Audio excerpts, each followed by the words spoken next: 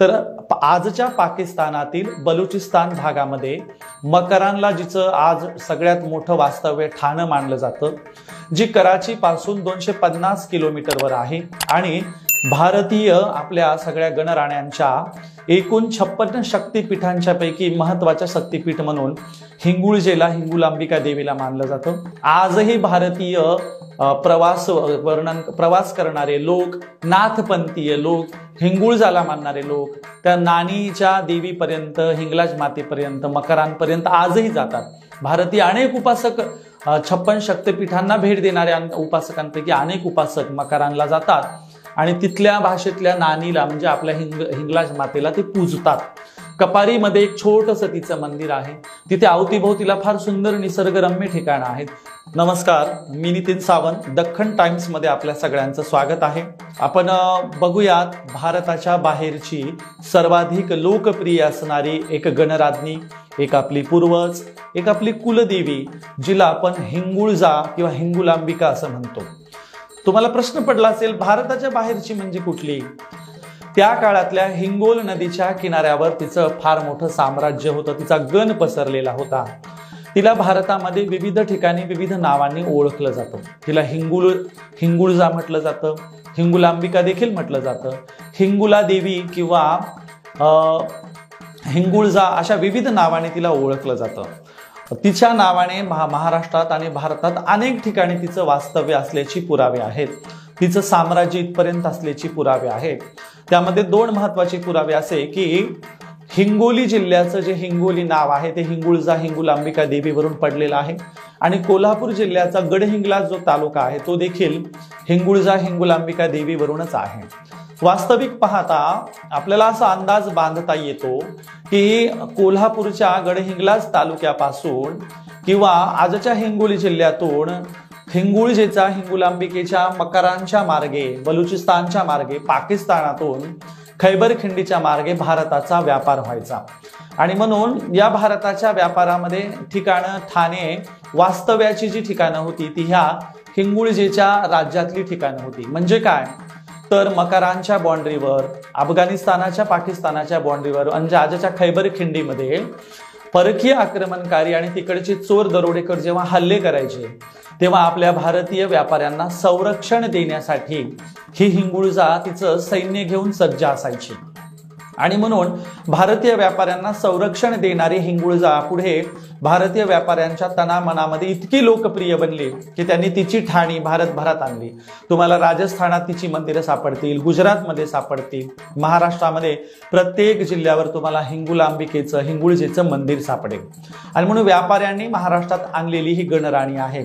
तिचं मुख्य वास्तव्य, तिचं मुख्य राज्य, मुख्य ठिकाण मात्र कराची पासून मकरांच्या भागामध्ये बलुचिस्तानमध्ये 250 किलोमीटरवरचं आहे।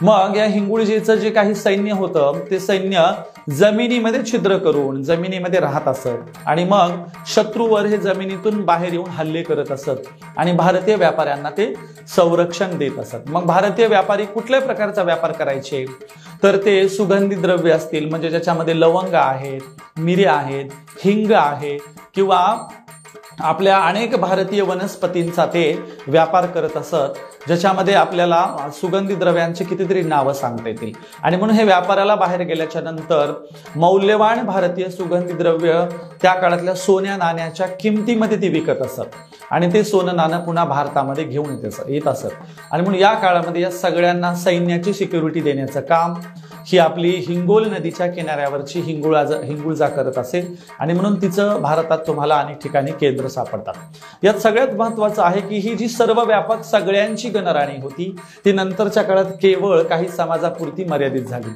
आज या हिंगुळजेला, हिंगुलांबिकेला पूजणारा जो समाज आहे ज्याच्यामध्ये भावसार समाज आहे, रंगारी समाज आहे आणि व्यापारी समाजाच्या पैकी काही मारवाडी समाजाचे लोकही या हिंगुळजेला, हिंगुलांबिकेला मानतात।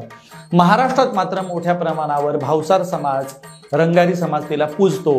जिथे भावसार समाजाची कॉलनी असते, भावसार समाजाची वस्ती असते, रंगारी समाजाची जिथे वस्ती असते तिथे मात्र हमखास हिंगुळजेचं, हिंगुलांबिकेचं मंदिर असतंच अशा प्रकारचं आहे। त्यामुळे तुम्हाला अंबेजोगाई असेल, परभणीतल्या काही कॉलन्या असतील किंवा अनेक आपल्या महाराष्ट्रातल्या अनेक जिल्ह्यांवर मात्र तुम्हाला या हिंगुला देवीचे हिंगलाज मातेची मंदिरं तुम्हाला सापडतील. तिथे विविध कल्चरल सणवार उत्सव होता. नवरात्र उत्सवामध्ये देखील या हिंगुळजेचं एक विशेष असं महत्त्व असतं. नवरात्र उत्सवामध्ये तिचे वेगवेगळ्या पद्धतीने पूजा केली जाते, ओटी भरली जाते, वेगवेगळ्या प्रकारची तिची ड्रेसिंग केली जाते, तिला वेगवेगळ्या प्रकारच्या साड्यांचं सजवलं जातं. अशा प्रकारे पाकिस्तान अफगाणिस्तानाच्या बाँड्रीवरून ती भारताची एक लोकप्रिय लोकदैवता बनली. आजच्या भाषेत जरी आपण तिला पाकिस्तान, बलुचिस्तान भागातली म्हणत असू तरी त्या देखील मात्र तो काळ मात्र एकसंघ देशच होता किंवा देश नावाची संकल्पच उदयाला आलेली नव्हती. अशा काळातली ती आहे आणि वास्तविक पाहता गणराण्यांचा वावर हा जगभरात राहिलेला आहे. नाईल नदीच्या किनाऱ्यावरही स्त्रियांचं राज्य होतं. ग्रीक संस्कृतीत स्त्रियांचं राज्य होतं. चीनमध्ये स्त्रियांचं राज्य होतं. तशा अनेक स्त्री राज्याच्या देवतांची नावं, लोकदैवतांची नावं आता सापडलेली आहेत. अल-हुज्जा ही भारताच्या बाहेरची एक लोकप्रिय लोकदैवत आहे आणि म्हणून अशा लोकप्रिय लोकदैवतांचा प्रवास भारतीय कल्चरमध्ये झाला आणि आपण त्यांना सहजरित्या स्वीकारलेला आहे. आणि म्हणून आजच्या ह्या नवरात्र उत्सवातली ही पहिली गणराज्ञी म्हणून आपण हिंगुळजेचा अभ्यास केलेला, हिंगुळजेला समजून घेतलेला आहे. ही हिंगुळजा, हिंगुलांबिका, हिंगला देवी, हिंगलाज माता ही आपल्या लोकप्रिय जीवनामध्ये इतकी आता तिची रसमिसळ झालेली आहे की ती आपली दैवत आहे. पाकिस्तानामध्ये मात्र तिला नानी म्हणून पूजलं जातं. तुम्ही गुगलवर मकारान म्हणून टाकलं किंवा नानी म्हणून टाकलं, हिंगलाज देवी म्हणून टाकलं तर तुम्हाला तिचा विकिपीडियामध्ये सगळी माहिती मिळेल. यूट्यूबला तिच्याबद्दल माहिती मिळेल. ते तुम्ही यूट्यूबला आणि गुगललाही बघू शकता. म्हणून अशा प्रकारे नवरात्र उत्सवातल्या ह्या आपल्या हिंगुळजेला, हिंगलाज मातेला मी पहिला दंडवत करतो. नमस्कार.